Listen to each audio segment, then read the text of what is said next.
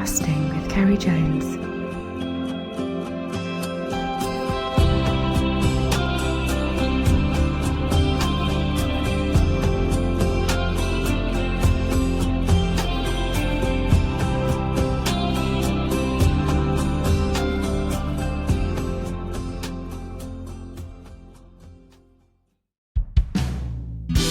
Hi guys, and welcome to this week's podcast. Now this week we've had quite a bit of heat, and the same thing happens every year. After the peak, you can say, of April and May, of fantastic brown trout fishing and the hatches, things start to slow down. The best chance of catching is in the evenings. So it's this time of year I start thinking of two other species, and that's bass and carp. But carp is good fun, and it's very visual when you're catching fish on the top. And the next day or two, I'll probably end up going out this weekend to a local lake to fly fish for carp. But on this episode, I talk about the bass. Now, I've done a podcast before about fishing for estuary bass, when they're coming up with the tide and fishing 2 hours before, and then when the tide goes back, it's 2 hours after. And the methods, the flies, on a previous podcast. So I'm not going to repeat myself there, but there's another method I've learnt over recent seasons. And because I am not too far, probably about 35, 40 minutes away from the beach, in fact, I'm spoilt, there's quite a few nice beaches near me. And back about 5 years ago, 6 years ago now, I didn't even think of fly fishing from the beach. Like most of us, you think the fish are right out, and obviously there's anglers fishing plugs, soft plastics, and even bait right out in distance, casting into the horizon. But it wasn't until a few years ago, and I happened to walk along a local sandy beach, I saw these swirls in the sides and the margins where the waves were lapping up onto the sand, and you're looking inches of water. I noticed there were fish moving around, groups and shoals of them. And it was then I thought, there must be a chance of catching these fish. And over recent years, I've gone and I've done quite well. And there's something quite nice about having a break from fishing the lakes. And it's always nice to learn new methods and tactics and patterns. And many people you come across, they say, I'll have to try that one day. I won't mind having a crack at fly fishing for bass or mullet. After saying that, mullet are really tough to catch. Bass are a lot easier. But when it comes to fly fishing on the beach, it's totally different. Whereas on the estuary, as I spoke before, you're fishing basically large streamer patterns to imitate bait fish. On the beach, it's totally different. Now, I was thinking about doing something for this week's podcast. So last night, I actually went to the beach to see if I could see any bass or mullet swimming around near the surf. But it is a bit too early in the year. I found for some reason, even though you can catch fish in the sea and you can catch them in the estuary, for some reason, to be honest, I found it's not until July, really, it comes into its own for this sort of method. But I went anyway last night, and I didn't see any. But I thought it's worth doing this podcast to prepare anglers over the next couple of weeks to give it a go. Well, bass fishing is very similar to sea trout fishing in as much as quite secretive. There's certain marks, certain methods, and how to catch them. And the people who are successful doing it, they'd like to keep quiet. But for this episode, I thought to give my side of the story and give my tips, which has brought me success over the last few years. So to start off, I would travel light. Just a pair of trunks, trainers, and a waistcoat with everything you need. Just a box of flies, leader, and just your rod and reel in. And just walk along the shore looking. And it's nice to be travelling light, to walk, looking and search for bass or mullet feeding in the sides.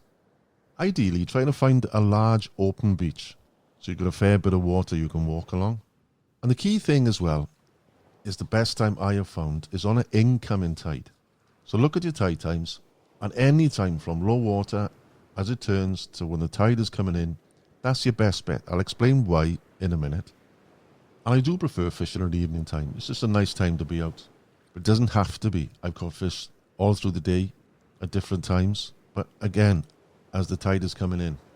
And with this sort of fishing, it's very different, as I said, to a fish in the estuary, because you're waiting for the fish to come past you to run up the river.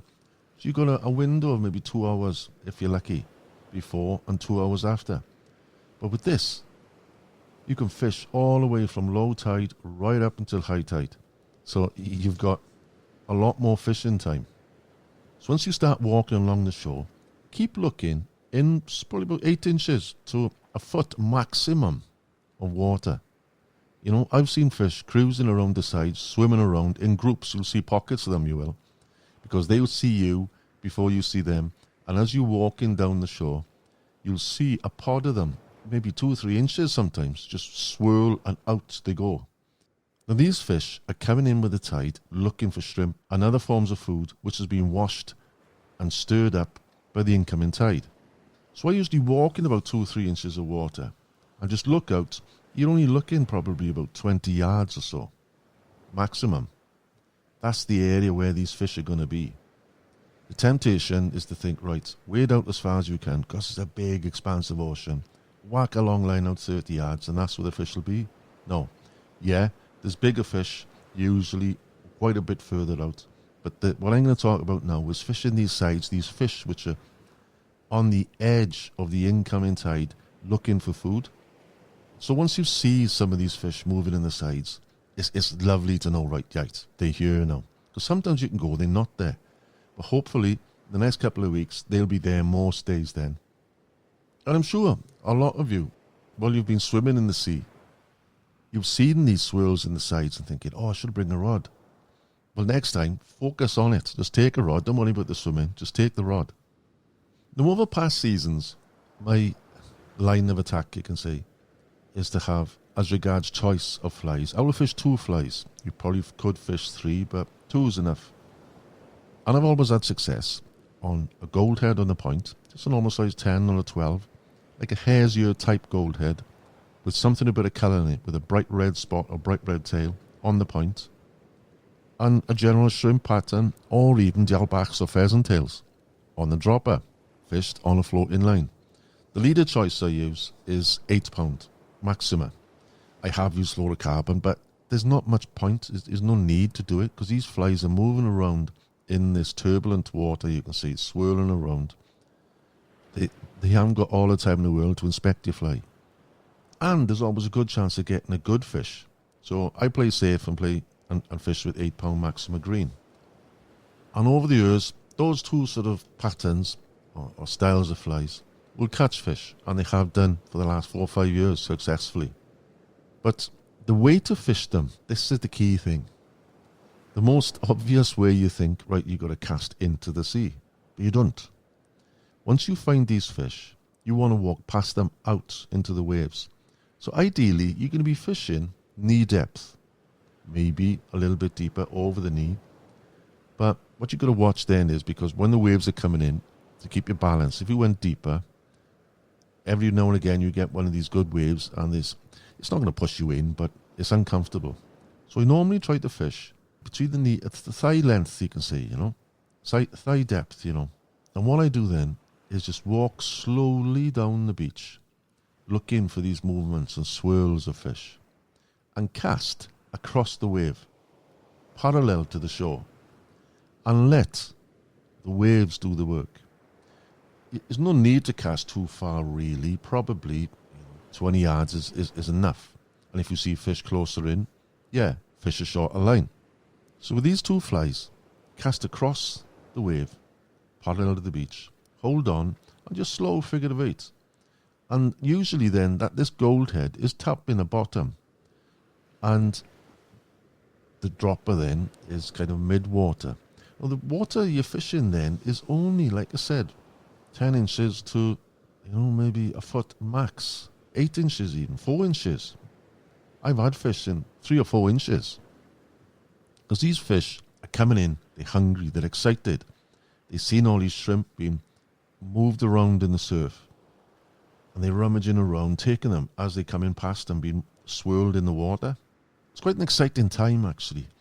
And to hear the waves coming past you, it's a total new experience. It's really nice. And you rarely miss fish as well. And because these flies are moving around, as soon as they're taking your fly, they're about looking then for something else. So they usually hook themselves and they're on. Now, you can actually get mullet as well as bass. Well, I've had some nice mullet. doing exactly the same. It could be the thin-lipped or the golden grey occasionally come along. Mullets are a great fish to catch, and I've had them, and they're probably, pound for pound, probably one of the most hardest fighting fish I have caught. But like salmon, life is too short to fish for mullet. I like something with a good chance when I go fishing to pull my line. And usually bass are quite obliging. Whenever I get a mullet doing this method, it's a bonus. But you instantly know when it's a mullet by the fight. Because what I find with bass, they're a more dogged fight. They'll just stay there, they don't do many big runs, but mullet, they're off like a rocket. So walk the beach, walk the shore, until you come across these pods. And sometimes you'll see about 20 or 30 of them. And then something will spook them, maybe a line, and you didn't think there was anything there, and all of a sudden they'll boil and just move down the shore. They're not easy to catch. You think it's a case of like casting out amongst the fish they're going to take. They're not. Sometimes they are, but more often than not, they're not. So we're putting the dropper on. You cover it in the mid-water. The gold head is tapping on the bottom of the sand, and the dropper is just in mid-water. So just to explain again the tactic, I'm walking out past my knee in deeper water, and I'm casting along parallel to the shore. But my body is facing the shore because the tide is coming in. So you keep doing this and you follow slowly the shore, but you're also walking up the beach now. So the sea is coming behind you, and you're just working the flies sort of in an arc coming round. It'd be difficult to do if the tide is going out. And you don't get much success when the tide is going out. It's not the same. Because of these fish, because when the tide is coming in, these fish are active looking for food. Now when it comes to the size of bass, doing this particular method, the chances are you're only going to catch the smaller bass, the schoolies, because they are in that depth of water. Up to a pound, maybe a bit more. But they're great sports for an hour or two evening fishing. However, the good bass are always at distance. You'll always find that. They like a bit of cover, like a bit of deeper water. But when it comes to mullets, the mullet can be found in inches of water. And I'm on the case. Hopefully the next couple of weeks, I'll have a photograph to show. But I'm known there's good mullets that are 3-4 pound plus that will do just this. They come into the sides. Not very often, but that will be a big bonus. Now this method I've just spoke about now is a good, deadly method. But something which I've learnt over the last year or two, well, beginning of last year, which has turned it around a little bit for me. Now, as a stillwater reservoir Lough-style man, I go to Rutland every year. And what I've found over the last couple of years in Rutland, the fish are on the shrimp. And they're in inches of water. Anyone who knows Rutland will know exactly what I'm talking about. They are literally ankle-deep water, feeding on the shrimp. And the boats you'll see drifting along the shore, maybe from the dam or Pipe Bay, all the way down to Normanton Church. That's probably one of the most visible area where I've seen so many fish doing this. So anglers now are fishing inches of water. And some of the most successful patterns are floating shrimps. Basically, it's almost like a hare's ear with an etherfoam ball just to pop up to keep it up in the surface. So, I got thinking. I went to Rutland last year and I did just that. So then I thought to myself, this has got to be tried. I wanted to try something different on the shore to see. So last year I did. And this year I'm looking forward to it because I know a lot more about how to fish them. Again, fishing 2 flies. But last year I had a lot more success with putting a floating shrimp pattern on the point. So in effect, you're fishing like a washing line.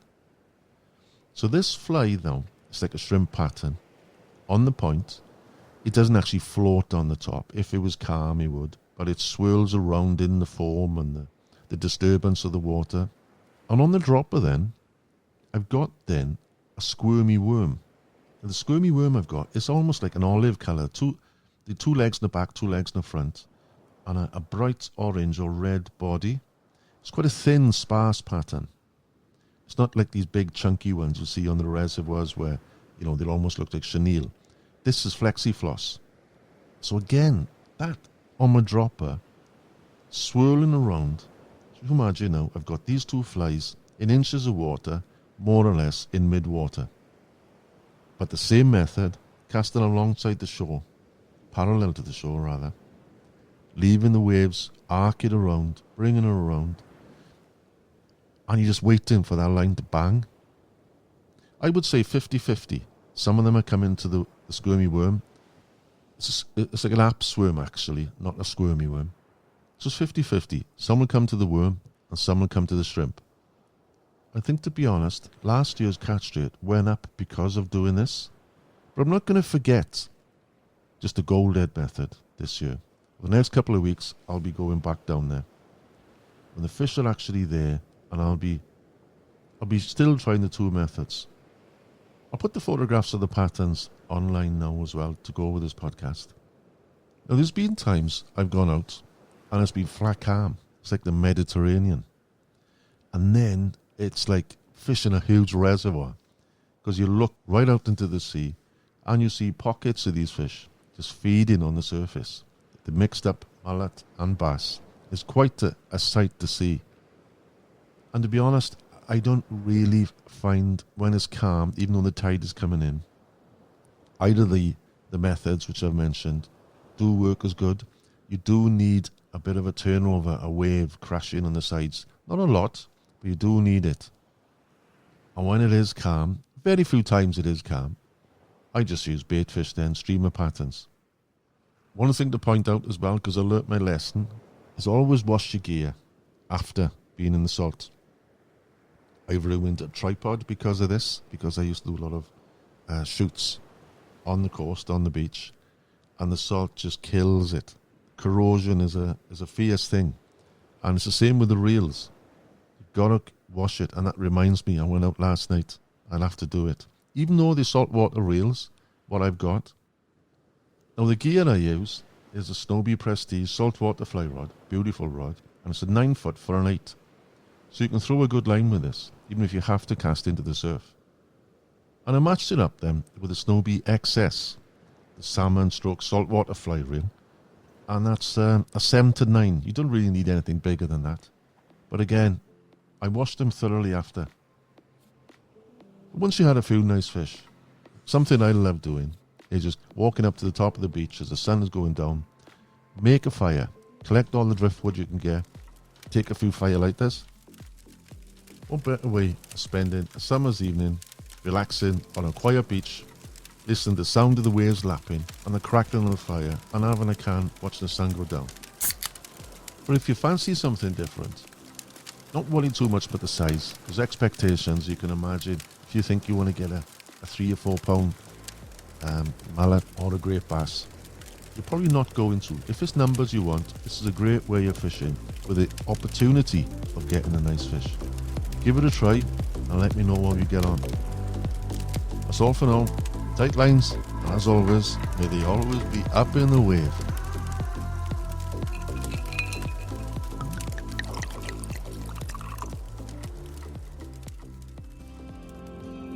If you've enjoyed this podcast and want to listen to more, please consider becoming a Patreon, where you'll get weekly podcasts and access to over 170 episodes, behind the scenes photography to go with each episode, plus other exclusive content and prizes. To become a Patreon, visit patreon.com/casting with Ceri Jones, or you can find the link on my website, castingwithcerijones.com.